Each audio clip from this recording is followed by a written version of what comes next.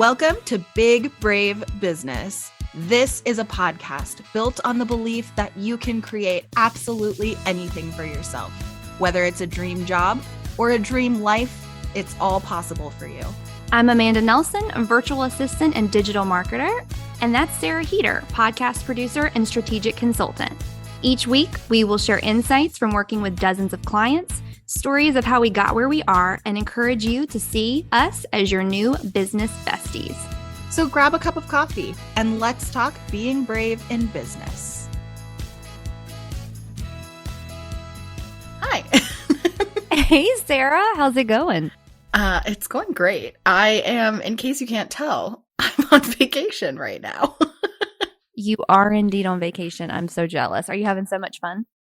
I am, but I think that the fact that I'm on vacation, we're doing a staycation, which is a whole long story. Basically, our travel plans that fell through. So if you're watching any of the footage from this on Instagram, you'll see that I am in the same place that I always am when we record. But all of that to say, I don't have any boundaries. So I'm recording podcast episodes with you, Amanda. It's because you miss me. You just wanted to do it. Yeah, it's true. I do. I miss you every day any day that I don't talk to you. I'm like, it's been too many hours since I talked to her. That's so nice. I think you're the only person on this planet that probably feels that way, so I'll take it. I'm excited to talk about the topic that we have picked for this week. First, though, I think I need to address a comment that I had made in a previous episode. I think it was last week's episode. We were discussing Gen Zs and the generation of Gen Zs and how I had spoken with my stepdaughter who was letting me know that things like bullying and racism and I guess bullying would be a good way to put it, isn't tolerated in her school. And I had made the offhanded comment that there was no racism. So I wanted to say that was not my intention to say that there was no racism. Obviously, of course, there is as a white woman and as a step parent to a white daughter. If that hurt someone's feelings or made someone feel as though I was trying to disregard their experience, I do greatly apologize. That's never my intention. I just wanted to highlight what Sarah and I were discussing, which is we really do hope that Gen Zs, because it's not tolerated in the school that my stepdaughter goes to, that's a good sign that things are making a turn. So we can only hope. Please know that my intentions were never to disregard anybody else's feelings, but to say that hopefully the things will get better in the future. So all love to those if it hurts someone's feelings that I said that. As a white woman, I never want to perpetuate the thought process that it's not a real thing because we all know it is. Of course, we value everyone's opinions and love it when people share them. So all good things there. Let's move on. This week, we are going to talk about the hardest thing for a millennial to ever do, which is to say no. Do you find it hard to say no to things? Depends on the thing. I was so ready to say I do, but actually it really depends on the thing. Generally speaking, I think in my personal life, I have a lot of great boundaries. I set very clear expectations with people. When I have a lot going on, my closest circle knows what's going on, or at least that stuff is going on. And I let them know, like, I will be there for you when I have the capacity to. Like, if I'm not available, emotionally, I will not answer, right? And I think it's interesting because where I was going so fast to say, no, I don't have any boundaries, I have trouble saying no is in work. Yeah. I feel like I have no boundaries with work. What about you? Completely, yes. If someone asks me, do you want to go do something? I'll be the first person to say, no, I don't want to do it. Or do you want to go see this movie? I don't want to do it. Or, even when it comes to like family obligations, I don't really mind telling people close to me no. But when it comes to work and with clients, man, is it hard. And I've done a lot of thought work on this, and I'm not really sure why it's so hard. I think it's a mixture of I am so thankful that people are willing to give me their money to work for them. And so I want to make sure they feel like they're getting their money's worth. And then also, I know we're going to cover this a little bit more in depth, but that scarcity mindset of, oh my gosh, if I don't deliver or if I'm not always available or if I have to turn them down for something, they're going to go somewhere else. Yeah. And I think I have just now this past week really turned the corner in a new way in my business. And I'm so excited to talk a little bit about it because it was both the most rewarding and the most challenging week of virtual assisting I have ever had. Okay, tell me about it. For the first time when I started my business, I would take on anybody. I didn't care how big, how small. I didn't care what the work was. I would do anything. And as someone who does marketing as well as administrative work, there was a lot of options. So I quickly racked up a lot of clients and spent the first year of my business really just working with everybody that I possibly could. Now I'm at that place in my business where I can downsize. So I downsized this week and I had to say goodbye to some really amazing clients. Now, granted, I work with an agency that had some people that were dying to take over some extra work, so I was able to pass them off successfully. But man, was it hard. It felt like a breakup. Like it was so hard to call someone who I've been working with for 6 months to a year and say, hey, I'm downsizing my client load and unfortunately, like I'm going to have to like let you go. It was so hard, but it's also been rewarding because I can already tell I'm going to have so much more bandwidth for the people who are higher level clients with hours and with work that's more stimulating. So this is an instance of learning to say no. That was the most rewarding experience, I think, of this past week. Have you ever had to do that? Like, have you ever downsized? I know that you have scaled so fast. Purpose. Never on purpose. I've had, of course, I've had some client turnover, but actually very limited client turnover. The first time I had a client turnover was like a gut punch, and I felt like it ruined my 100% retention. And I was so proud of that. And it was something I used to love telling prospective clients. But I also knew realistically, if I'm going to do this for any extended period of time, that there's going to be turnover at some point. Like not everybody's going to stay with you. And there's a million reasons why that might happen. So that one was hard. And it's funny because after I got over that first one, then it's rare, but anytime it does happen, I'm like, oh, it's okay. It makes space. So how are you feeling after your breakups? How are you feeling in the aftermath? And what is that going to do for you moving forward?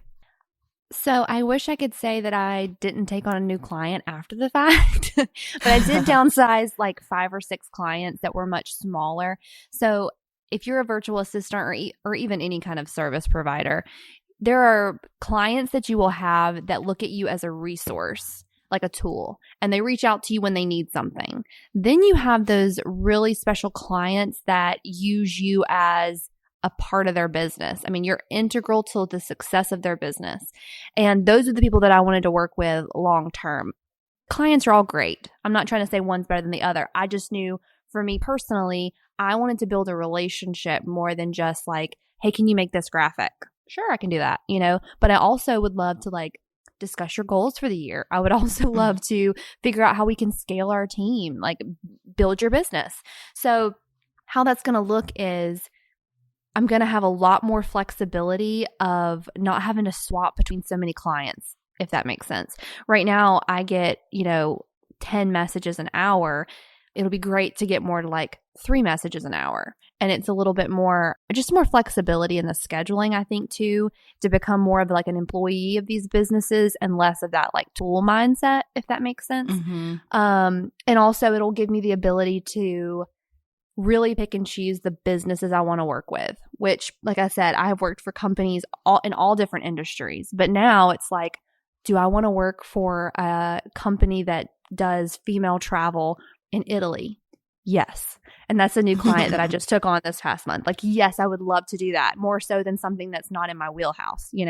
All clients are great and I'm appreciative, obviously. But it was really, really, really, really hard. And I think that kind of goes back to the millennial mindset of, I remember in 2008 when the economy collapsed and my dad was scared he was going to lose his job. And it's that whole mindset of if you have the ability to work, you should be working, Yeah. And burnout is real, and I did not want to get to where I didn't enjoy my business. So Yeah, I think it's going to be a really good thing. I'm processing it if you can't tell. It's really strange because I do invest so much with my clients. To say bye to somebody is really sad.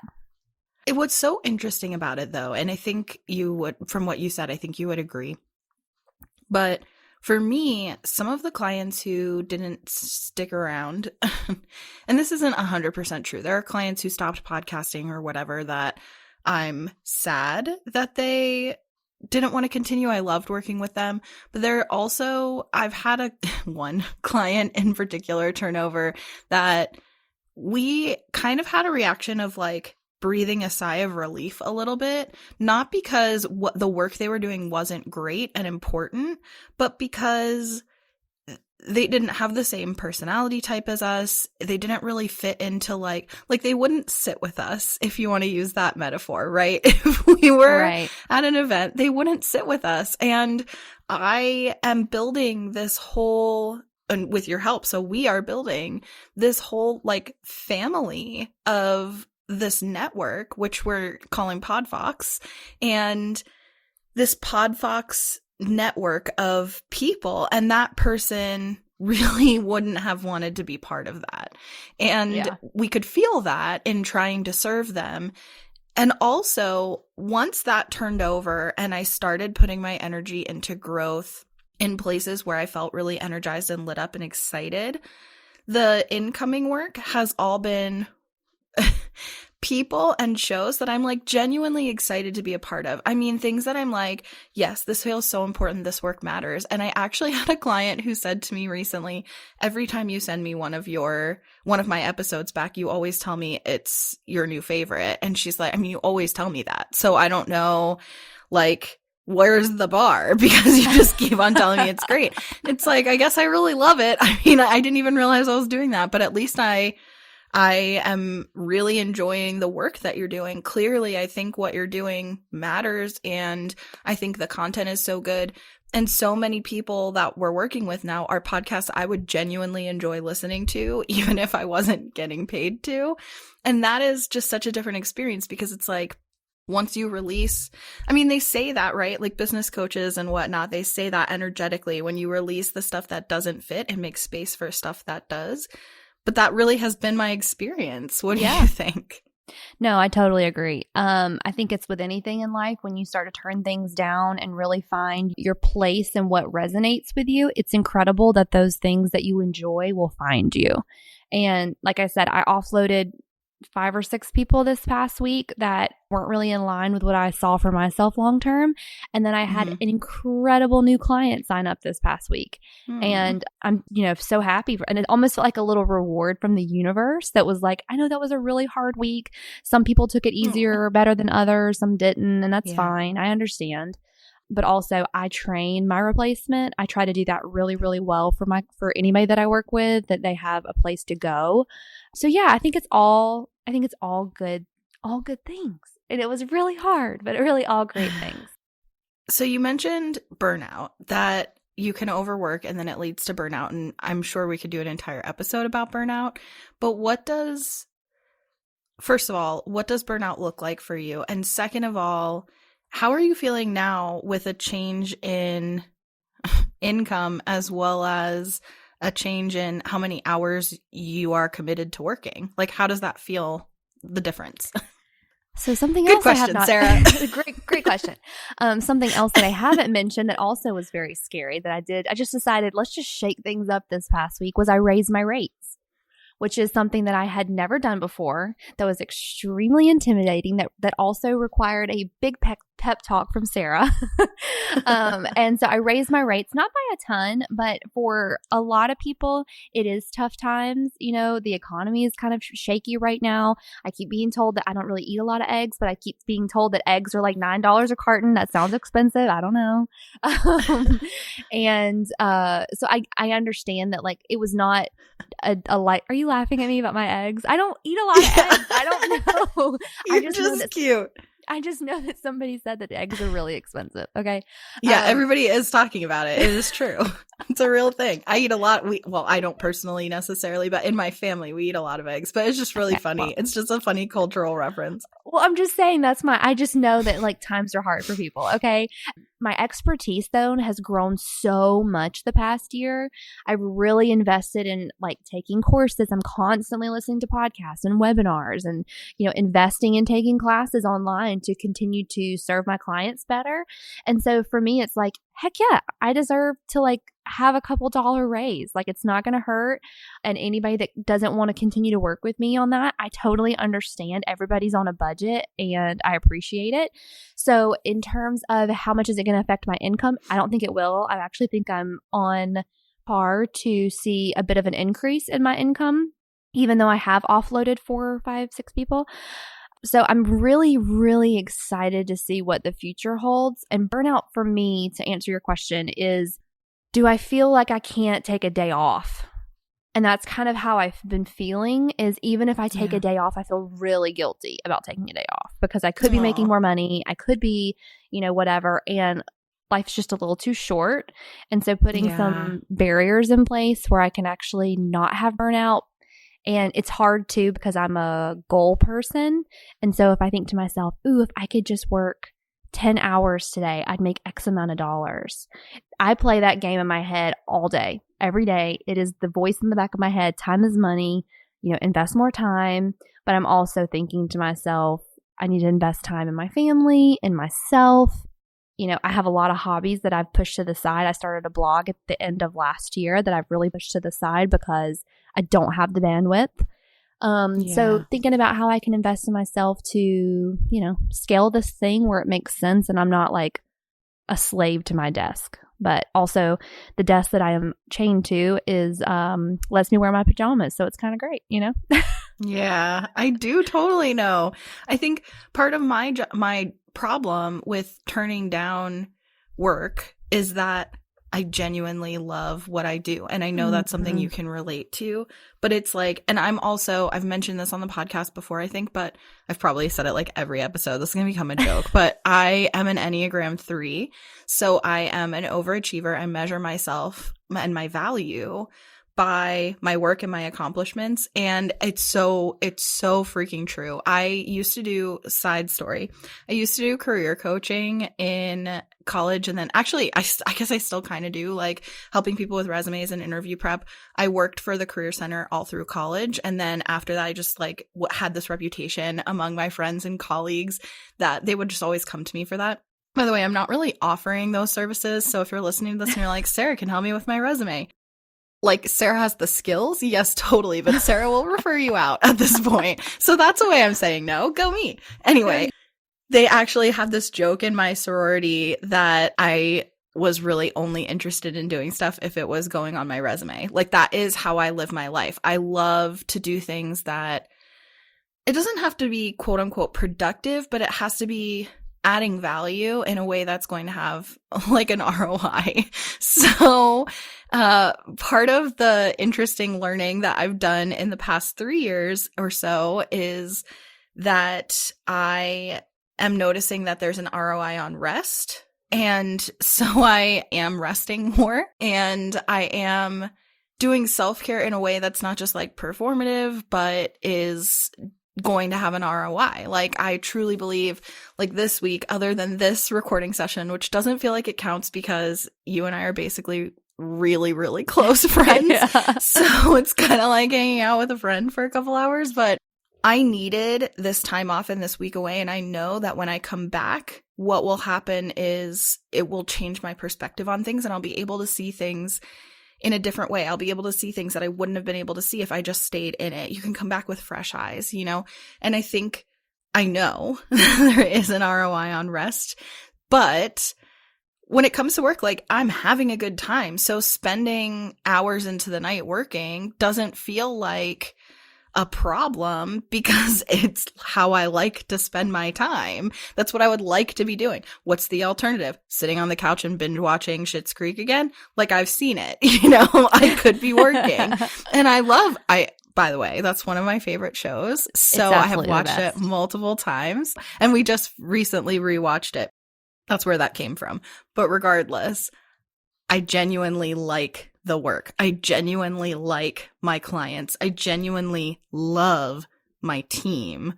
So working is my idea of a good time. No, I get it. I really do.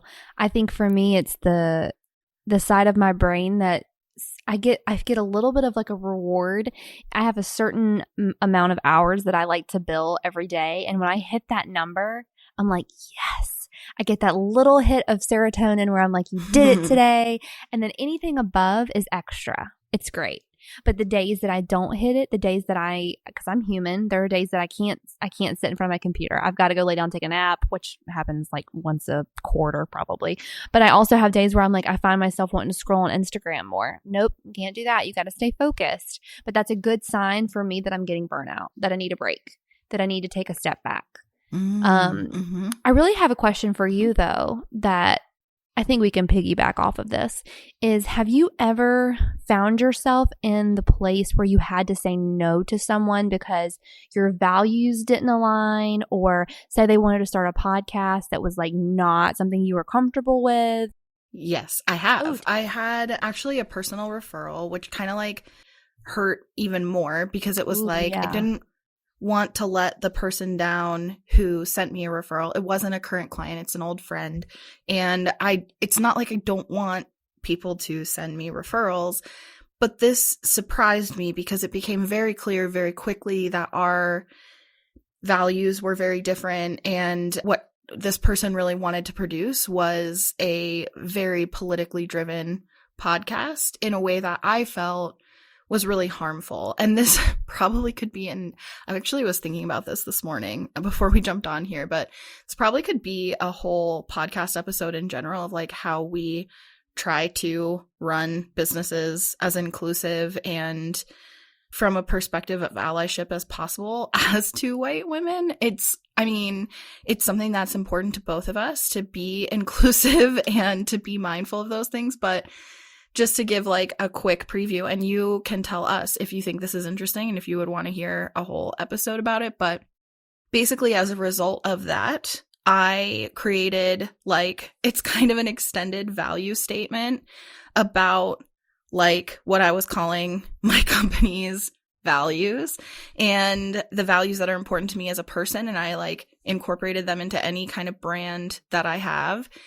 I put the statement on my website, and then I also have clients sign it when they are new incoming clients, when they sign their independent contractor agreement, etc., to work with me. I also have them sign an acknowledgement of that mission statement or value statement. And it's just basically saying you don't have to agree with it, but you just have to acknowledge that these are my values. These are the values that my company stands for. And we won't do business with people who are actively working against those values. And I reserve the right to stop working with you if at any point you're using not just your podcast platform, but your whole platform to work against those values. And I had to, on this call, I knew that this person, this referral was not going to meet those standards. And I had to say to them, I'm sorry, this is not a podcast I'm willing to put my name on. I can't produce this.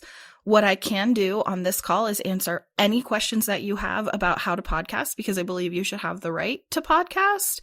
But I can tell you I won't produce it. I won't put my name on it. I won't be part of it. And they did push back, and they were definitely offended. And it was like, here's the thing, especially at that time, like I really had nothing in my book of business that was remotely political. So I could say, I'm not going to produce anything that is political. And they pushed back and said, it's not really political, it's economic. And I was like, I'm not going to do it. Like, I'm not going to do it. You're not going to convince me. You do have my time. I will answer questions for you. I will do that because, again, personal referral, right? Mm-hmm. But no, I'm not putting my name on this podcast. I can't control what is going to come out of your mouth. Mm-hmm. And even if I could, that's not what I want my business to look like. And then, yeah, I incorporated that because I thought anybody who goes to schedule time with me, hopefully, will see that statement. And that would be a deterrent from even getting on a call with me if that doesn't align with your values. But it's hard. What about you? Have you ever had to say no to somebody who didn't align with you? Nobody has ever come out swinging with a topic that I'm like, ooh, I don't think so. I have clients that I know from a value standpoint, we would not agree. Like, we would not vote the same at all. That does not bother me. I would say that's your right. That's your business. I will never judge someone based on what they choose to believe. That's your business. In my mind, that's your business. However, I'm also not going to help you create content that's going to hurt somebody else. Right. And so, but I just want to be clear. I will judge you, but I might internally I will judge you. absolutely judge you. Depending on what it is, I will absolutely judge you. However, the bigger thing here is that I will not help you create content around this. Correct. I did have a client who was, I'm going to keep this very vague. I had a client that was a lot older who was very wanting to try to convince me, like would constantly make comments about whatever we were talking, like, hey, how's your day? Hope you're having a great day. And then they would come back with, well, I'd be better if X, Y, and Z weren't happening. Oh, no. Yeah, things like that. I did not work with them for very long. I will say that.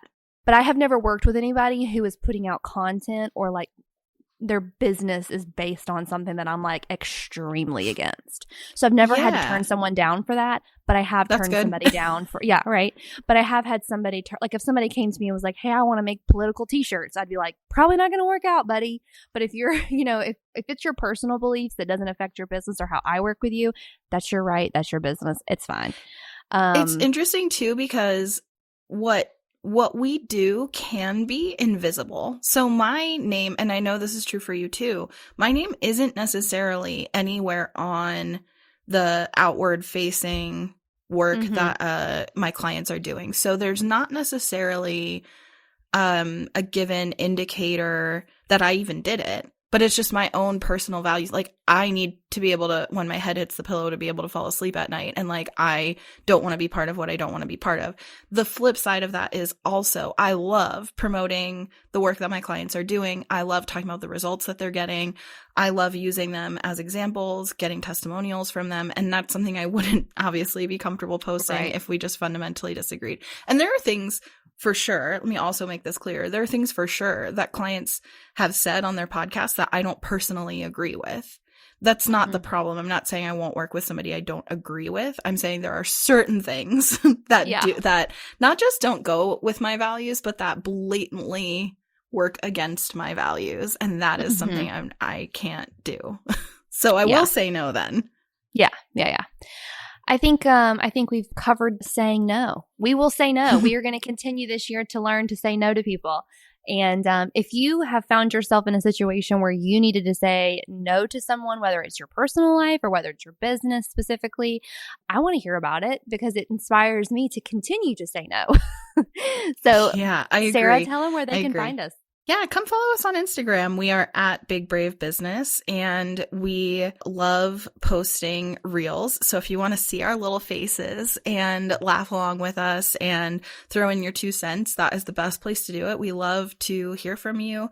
And thank you so much for the messages and the reviews. It really, to hear from actual people listening is amazing. And it feels so cool. It's like we have a bunch of new friends. I have to interrupt you. It is amazing, but how many people hated on me so hard for saying anything positive about LinkedIn last week? I'm glad that you're enjoying it. I'm like, there's a debate going on our Instagram about whether or not LinkedIn is a social media platform. It is a social media platform. If you do not agree with me, come tell me you don't, because everybody else is. Thank you. We do love to hear from you. We love to know that people are listening. We love to know that people have opinions about what we're saying. That is part of the point. And for those of you who have reached out and said anything along the lines of feeling awkward or not knowing if you should say something or kind of being shy around like, hey, I've been listening and no, I mean it. I don't know how many times I will say this. Also, I'll say it every week, which is, we want to be friends with you. So like genuinely reach out and tell us what you think. Feel free. This should be conversation starters. So feel free to reach out and tell us what you think, how you're feeling. And just like the listener who mentioned, you know, even hard stuff about, hey, you made this comment and it didn't sit right. Like, we genuinely want to hear from you. We want meaningful, trusting relationships with you. So not just surface level relationships. And that means sometimes having hard conversations. So if you've got hot opinions about LinkedIn or anything else that we've had to say, let's talk about it. We'll see you over on Instagram at Big Brave Business. In the meantime, see you next week. See you soon.